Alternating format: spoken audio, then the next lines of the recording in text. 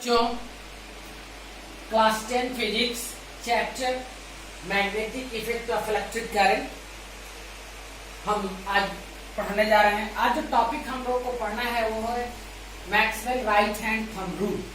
Maxwell ने दाहिने हाथ से एक नियम बनाया था, दाहिने हाथ से संबंधित नियम, जो हमें किसी स्ट्रेट कंडक्टर से जब इलेक्ट्रिक करंट गुजरता है तो किस डायरेक्शन में मैग्नेटिक फील्ड बनेगा, मैग्नेटिक फील्ड लाइंस के डायरेक्शन को बताने के लिए इन्होंने नियम बनाया। उसको हम लोग थोड़ा सा समझेंगे। जैसे सपोज कीजिए, पिछले क्लास में हमने आपको बताया भी था कि सपोज कीजिए कि अगर कोई स्ट्रेट कंडक्टर है जिसमें इलेक्ट्रिक करंट डाउनवर्ड डायरेक्शन में फ्लो करता है, इस पॉइंट पे यदि हम विचार करते हैं तो इसके चारों तरफ मैग्नेटिक फील्ड लाइंस बनते हैं कंसेंट्रिक सर्कल्स के रूप में, जिसे हम इसके पहले वाले लेक्चर में आप लोगों को बता चुके हैं। लेकिन यहाँ पर एक क्वेश्चन राइज करता है कि ये मैग्नेटिक फील्ड्स का डायरेक्शन हम किधर है। जैसे सपोज कीजिए कि ये एक स्ट्रेट कंडक्टर है, इससे इलेक्ट्रिक करंट डाउनवर्ड डायरेक्शन में ऊपर से नीचे की तरफ फ्लो करता है, तो मैग्नेटिक फील्ड लाइंस तो बन रहे हैं, ठीक है। ये मैग्नेटिक फील्ड लाइंस क्लॉकवाइज घूम रहे हैं या एंटी क्लॉकवाइज घूम रहे हैं, इसके डायरेक्शन को समझने के लिए मैक्सवेल ने एक नियम दिया। क्या उन्होंने नियम दिया? उन्होंने नियम दिया कि let us suppose that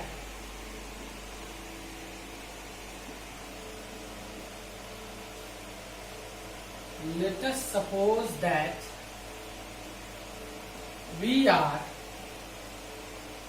holding a current carrying a straight conductor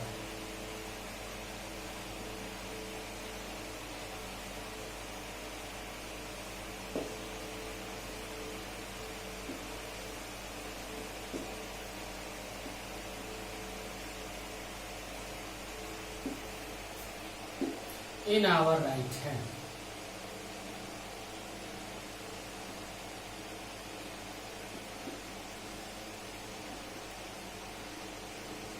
Such that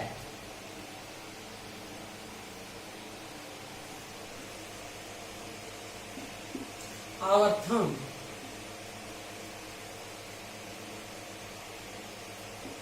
indicates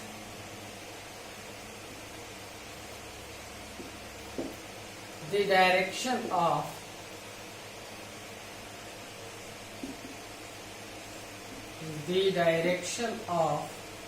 electric current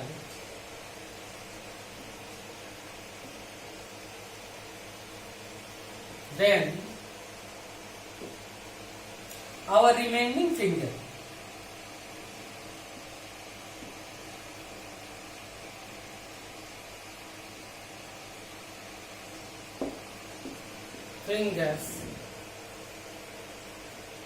will indicate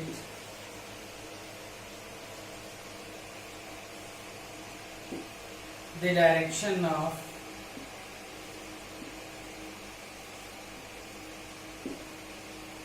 field line produced. Field lines ये नियम क्या कहता है, जरा हम लोग इसको समझे। बहुत आसान है। कह रहे कि let us suppose that we are holding a current carrying a straight conductor in our right hand. कल्पना कीजिए कि हम अपने दाहिने हाथ में एक करंट कैरिंग कंडक्टर, सपोज कीजिए जो हमारा मार्कर है ये करंट कैरिंग कंडक्टर है जिसे हम अपने दाहिने हाथ में पकड़े हुए हैं in our right hand, such that our thumb indicate the direction of electric current। हमारा थंब ऐसे पकड़ना है, हमारा थंब इलेक्ट्रिक करंट जिस डायरेक्शन में हमने बनाया है, इलेक्ट्रिक करंट डाउनवर्ड डायरेक्शन में है, हमारा थंब अगर इलेक्ट्रिक करंट के डायरेक्शन में है तो आप जरा ध्यान दीजिए, यहाँ पे इलेक्ट्रिक करंट ऊपर से नीचे की तरफ में मेरे मार्कर में बह रहा है, दैट इज कंडक्टर। सपोज कीजिए हमारा थंब उसी डायरेक्शन में घुमा हुआ है जिस डायरेक्शन में इलेक्ट्रिक करंट। नियम कहता है then our remaining fingers will indicate the direction of the field lines। तो अब जो हमारे ये 4 उंगली बाकी हैं, ये 4 उंगलियां बताएंगी फील्ड लाइंस का डायरेक्शन कि किस डायरेक्शन में फील्ड लाइन घूम रहा है। यानी कि जैसे अगर अंगूठा नीचे है तो ये फील्ड लाइन हमारी उंगलियों का डायरेक्शन कैसे होगा, ऐसे शुरू हो रहा है ऐसे जा रहा है, तो इस तरह से घूम रहा है फील्ड लाइंस, इस तरह से। यानी कि इसमें एरो यहां पर लगा देंगे इसके डायरेक्शन को बताने के लिए। ये डायरेक्शन हो जाएगा फील्ड लाइन। फिर समझिए, सपोज कीजिए कि अब हम लेते हैं एक दूसरा स्ट्रेट कंडक्टर लेते हैं जिससे इलेक्ट्रिक करंट मूव कर रहा है। इसमें इलेक्ट्रिक करंट ऊपर की तरफ जा रहा है, ऊपर की तरफ जा रहा है। एक पॉइंट पर विचार करेंगे, यहाँ पर फील्ड लाइंस तो बनेगा, ऐसे बनेगा कंसेंट्रिक सर्किल्स के रूप में। अब हम जरा इसे देखेंगे कि इसमें एरो हम इधर लगाएं या इधर लगाएं, ये प्रॉब्लम है, ये पता नहीं चल रहा है। इसको हम बहुत आसानी से आप लोगों को समझा रहे हैं, इसको समझने की कोशिश कीजिए, बिल्कुल समझ में आ जाएगा। जिस डायरेक्शन में इलेक्ट्रिक करंट जा रहा है उस तार को पकड़िए, उस वायर को, कंडक्टर को पकड़िए, ऐसे पकड़िए, दिखाई दे रहे हैं, ऐसे पकड़िए। जिस डायरेक्शन में इलेक्ट्रिक करंट जा रहा है उस डायरेक्शन में अपने अंगूठा को कर दिए और इसको हम अपने हाथ और वायर से अपने हाथ को हटा दिए। अब ये बाकी जो 4 उंगलियां हमारी है, ये उंगलियां अंगूठा को छोड़कर उसका डायरेक्शन ऐसे घूम रहा है, तो इसलिए इसमें जो हम लोग लगाएंगे डायरेक्शन वाला एरो वो इस तरफ लगेगा, ऐसे।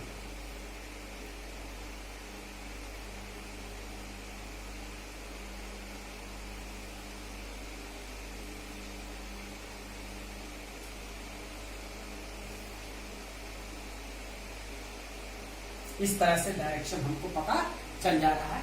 इसको हम लोग कहते हैं Maxwell right hand thumb rule. Maxwell corkscrew rule भी इसमें कहा जाता है। उसका क्या है कंसेप्ट है वो थोड़ी देर समझ लीजिए। कॉर्कस्क्रू, जो स्क्रू हम लोग किसी चीज में कसते हैं पेचकस के सहारे, उसके हिसाब से भी देखा जा सकता है।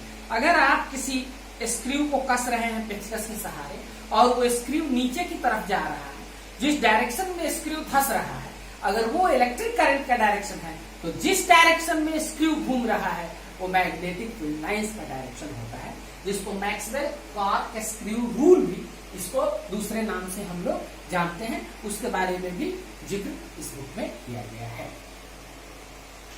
प्रिय बच्चों, हमारा नेक्स्ट टॉपिक है magnetic field due to a current through a circular loop. जब किसी वायर को सर्कुलर घुमा देते हैं तो उसको हम लोग सर्कुलर लूप कहते हैं। जब गोला कोई वायर हो और उससे इलेक्ट्रिक करंट अगर फ्लो कर रहा हो तो उसे हम लोग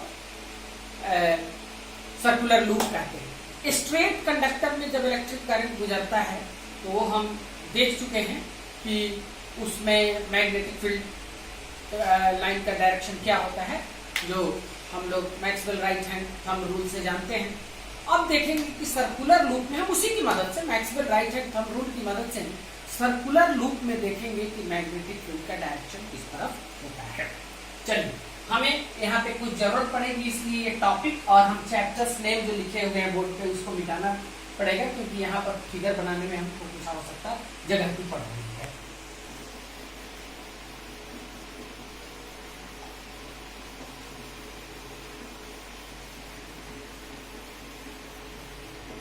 आइए प्रिय बच्चों, ये बैटरी लगाए हुए हैं जिससे इलेक्ट्रिक करंट पॉजिटिव टर्मिनल यहां से निकलकर ऐसे स्विच होते हुए स्विच को ऑन किए हैं और इस तरह से ये फ्लो कर रहा है इस सर्कुलर लूप। हमें विचार इस पे करना है, इस पे करना है। ये केवल अरेंजमेंट है इलेक्ट्रिक करंट के फ्लो का। हमें विचार इस सर्कुलर लूप पे करना है कि इसमें मैग्नेटिक फील्ड का डायरेक्शन किस तरफ हो रहा है। चलिए हम देखते हैं। यहाँ पे हम देखते क्या है कि इस पॉइंट पे विचार कीजिए। इस पॉइंट पे इलेक्ट्रिक करंट का डायरेक्शन ये है, इलेक्ट्रिक करंट ऐसे बह रहा है, इस डायरेक्शन में फ्लो कर रहा है। हम इस पॉइंट पे विचार कर रहे हैं कि मैग्नेटिक फील्ड का डायरेक्शन कैसे है। मैग्नेटिक फील्ड जैसा कि स्ट्रेट कंडक्टर में हम लोग जानते हैं कंसेंट्रिक सर्किल्स के रूप में बनेगा।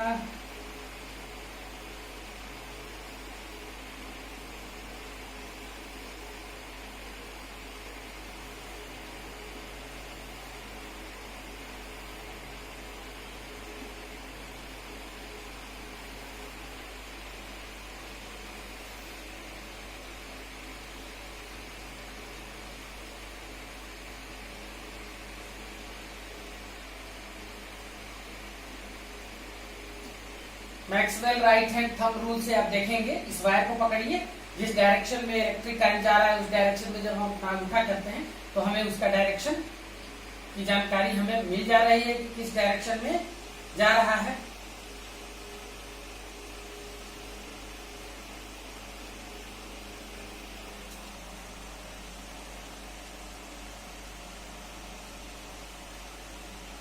इस तरह से इस पॉइंट पे हमको मैग्नेटिक फील्ड मिला। थोड़ा यहाँ पे भी ध्यान दीजिए, जैसे जैसे हम किसी सर्कल का रेडियस बढ़ाते जाते हैं, जैसे दो सर्किल हम लेते हैं, एक छोटा रेडियस का, बहुत छोटा रेडियस का, और एक सर्किल लेते हैं बहुत बड़े रेडियस का। इस दोनों से एक छोटा आर्क हम काटते हैं, इतना बड़ा नहीं, थोड़ा सा और छोटा आर्क लेते हैं। सपोज कीजिए ये हम यहां से इतना बड़ा आर्क काटें और यहां से भी हम उतना ही बड़ा आर्क काटें। दोनों को देखिए आप, आपको स्पष्ट नजर आ जाएगा चेंज। नीचे वाली लाइन जो बड़े सर्किल का है, जिसका रेडियस बड़ा है, उसका आर्क ऑलमोस्ट स्ट्रेट है, और छोटा वाला सर्किल का जो आर्क लिए हैं, जिसकी लंबाई सेम है लेकिन चूंकि उसका रेडियस छोटा है इसलिए वो ज्यादा कर्व है, ज्यादा मुड़ा हुआ है। वही चीज यहाँ पे है। मैग्नेटिक फील्ड लाइंस बन रहे हैं कंसेंट्रिक सर्किल से, लाखों की संख्या में बनते हैं, लेकिन जैसे जैसे हम सेंटर से आगे जाते हैं, radius of the magnetic field line circle is increasing, और जैसे जैसे वो इंक्रीज जाता है ऑलमोस्ट स्ट्रेट होते जाता है, और जहां सर्कुलर लूप का सेंटर पड़ रहा है वहां पे लगभग वो स्ट्रेट, पूरी तरह स्ट्रेट नहीं होता है लेकिन लगभग स्ट्रेट लाइन के जैसे बिहेव करने लगता है। आइए फिर इस पॉइंट पे देखेंगे कि यहाँ पे कहां बन रहा है मैग्नेटिक फील्ड लाइंस, किस तरह से बन रहा है, उसी तरह से बनेगा बाबू। यहाँ भी डायरेक्शन ये है, हम ऐसे वायर को पकड़ेंगे, मैग्नेटिक फील्ड लाइंस का डायरेक्शन हम लोग लिखेंगे उसमें, और यहाँ पे मैग्नेटिक फील्ड लाइंस का डायरेक्शन हम बना रहे हैं। देखिए कंसेंट्रिक सर्कल्स,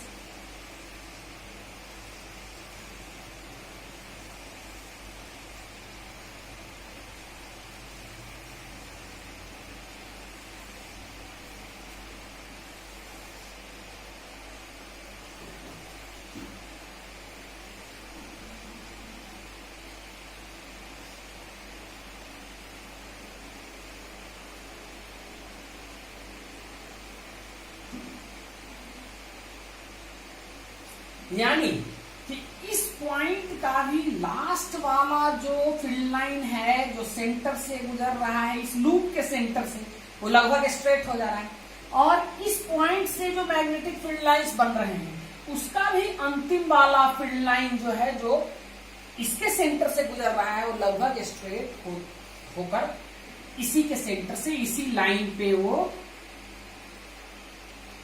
आकर कॉन्साइड कर जाता है, इसी लाइन पे पड़ रहा है। यानी अब ध्यान दीजिए, ऐसे पॉइंट, दो पॉइंट पे हमने विचार किया है, पॉइंट ए और पॉइंट बी पे विचार किया है, this is point B, this is point A. ऐसे इस सर्कुलर लूप में हजारों, थाउजेंड्स की संख्या में पॉइंट्स है, यानी कि हर पॉइंट पे मैग्नेटिक फील्ड प्रोड्यूस हो रहा है, और हर पॉइंट का जो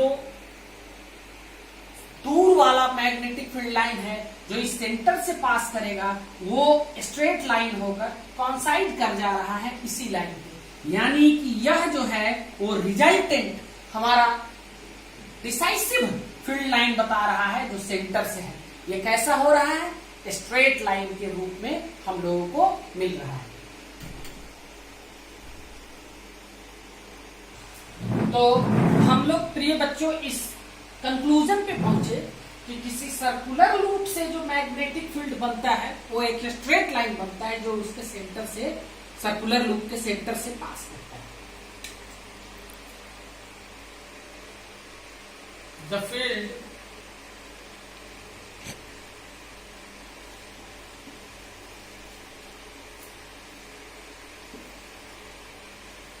produced by A current carrying solenoid, current carrying circular loop,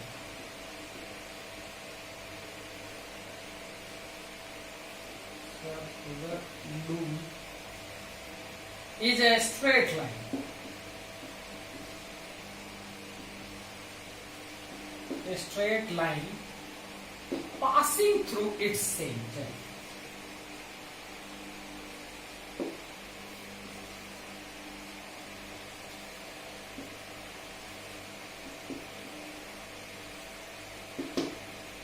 The field produced by a current carrying circular loop is a straight line passing through its center.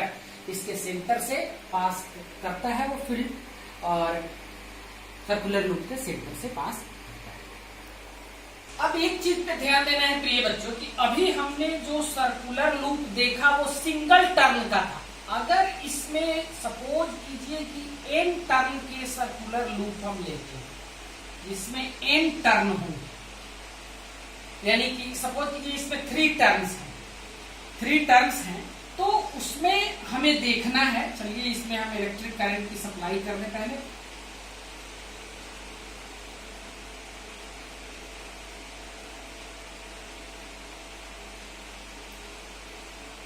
इधर से electric current जा रहा है, यहां भी जो हमारा मैग्नेटिक फील्ड बनेगा वो इसके सेंटर से ही बनेगा, और लेकिन इस मैग्नेटिक फील्ड में और सिंगल टर्न वाला जो मैग्नेटिक फील्ड है उसके स्ट्रेंथ में अंतर हो जाएगा।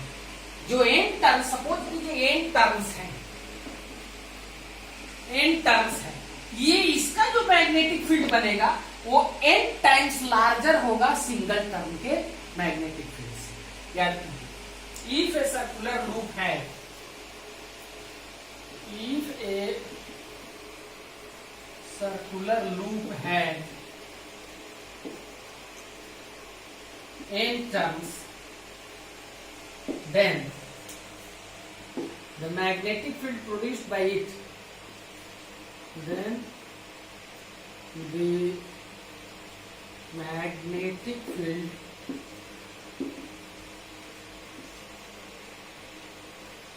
produced by it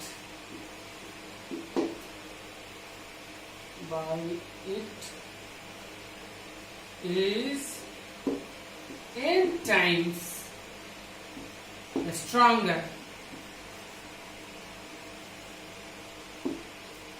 than the field produced by a single turn. Then the field produced by a single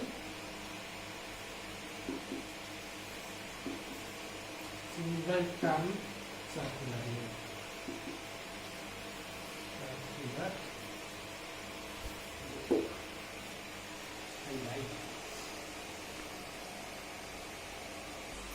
प्रिय बच्चों, अब जरा हम देखते हैं कि सर्कुलर लूप में जब इलेक्ट्रिक करंट पास करता है तो सर्कुलर लूप का एक फेस साउथ पोल के जैसे बिहेव करेगा और एक फेस नॉर्थ पोल के जैसे बिहेव करेगा। जो हम आप लोगों को बता रहे हैं कि कौन सा आपको साउथ पोल के जैसे बिहेव करेगा और कौन सा नॉर्थ पोल के जैसे बिहेव। सपोज कीजिए कि ये एक सर्कुलर लूप,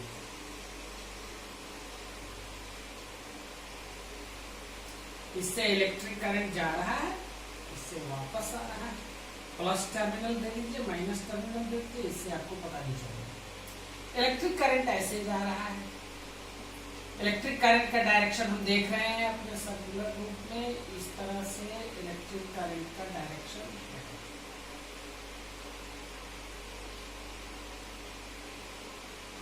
इलेक्ट्रिक करंट इस तरह से ऐसे एरो लगा हुआ, इस तरह से इलेक्ट्रिक करंट जा रहा है।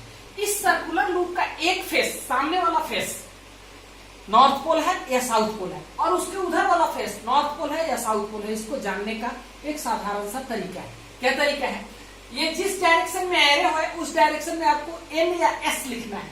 जो इस पे बैठ जाए वो फेस हो जाए। जैसे देखिए मैं अभी लिख रहा हूं S, देखिए आ गया, इस डायरेक्शन में S आ गया। यानी कि इसका जो सामने वाला फेस है वो होगा साउथ पोल, जो हमारी तरफ है, मेरी तरफ है।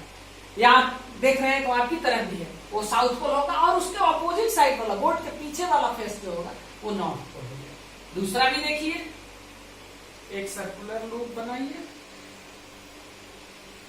अब इसमें इलेक्ट्रिक करंट के डायरेक्शन को थोड़ा चेंज कीजिए, इससे प्लस टर्मिनल कर दीजिए, इससे माइनस टर्मिनल बैटरी का। इलेक्ट्रिक करंट इधर से जा रहा है, इधर से वापस आ रहा है, यहाँ पे डायरेक्शन ये बना। अब हम लोग एस या एन लिखेंगे, देखेंगे किस पर सेट कर रहा है। एस पे तो नहीं सेट करेगा, एस अगर बनाते हैं तो अपोजिट हो जा रहा है।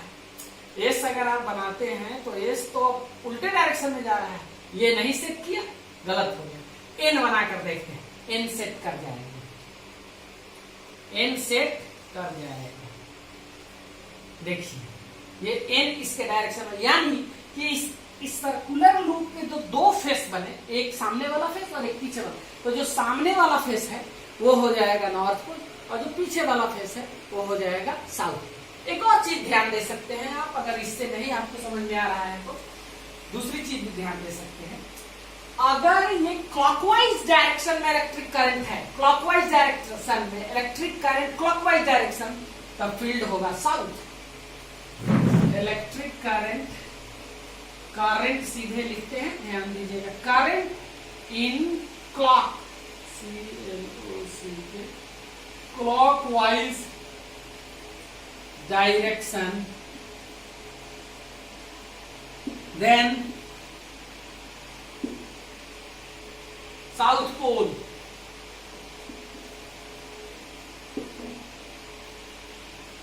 साउथ पोल हो जाएगा, और एंटी क्लॉकवाइज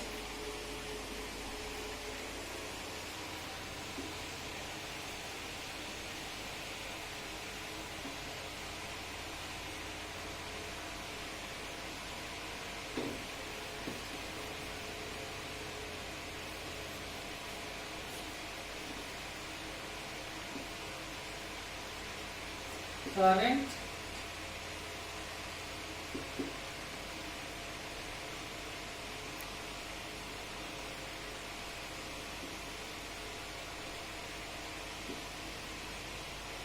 then नॉर्थ पोल।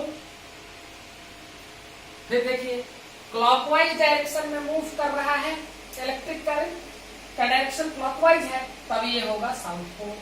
एंटी क्लॉकवाइज डायरेक्शन में मूव कर रहा है अगर इलेक्ट्रिक करंट, तब हो जाएगा north pole. Okay dear students, आज हम यही इस लेक्चर को कंप्लीट कर रहे हैं। आप लोग ध्यान से इस चैप्टर को पूरा पढ़िएगा, थोड़ा सा समझ पर आधारित। Okay, thanks a lot, thank you.